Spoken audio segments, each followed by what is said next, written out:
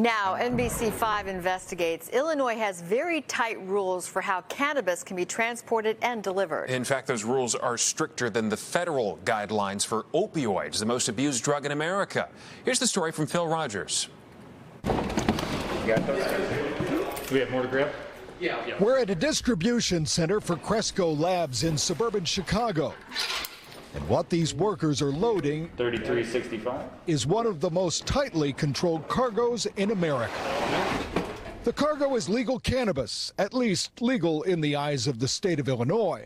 But the rules for how it's transported are spelled out in pages of state regulations. Security is aware of every shipment that goes out, where it's heading, what time they should arrive. That security actually starts all the way back when the cannabis plants are grown. Each plant receives its own barcoded number.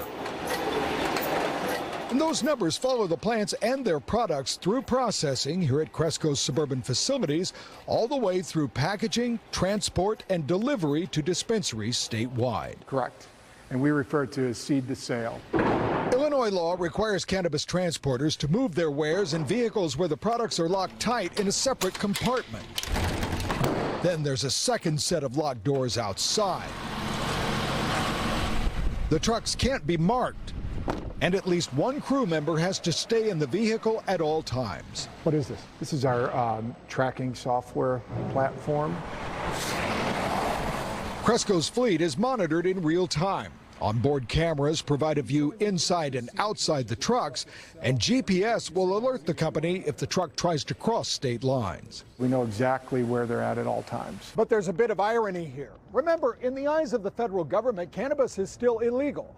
But the Illinois guidelines for transporting pot are much stricter than the federal rules for moving much more dangerous drugs. It was very casual. All of the product would go into my personal vehicle in just a standard Coleman cooler. Cresco's logistics manager, Joseph Franks, told us he used to work for a major hospital, transporting everything from chemotherapy drugs to prescription painkillers. Where would it be in the car? It would be in my back seat.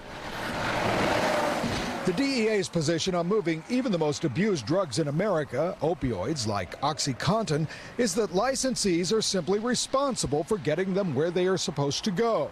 The federal regs say all applicants and registrants shall provide effective controls and procedures to guard against theft and diversion of controlled substances. We do have millions and millions of controlled substances that are moved through the system, through the mail, through UPS, through FedEx. Former DEA agent Jack Titleman now works as a consultant on compliance with drug regulations. If you decide that your method of distribution is on the back of a bicycle and on a backpack because that fits into that neighborhood and you've never had an issue, then that might be the correct way of making that delivery into that neighborhood. 2811. That is not the case with marijuana in Illinois. Illinois is the most heavily regulated state that we operate in.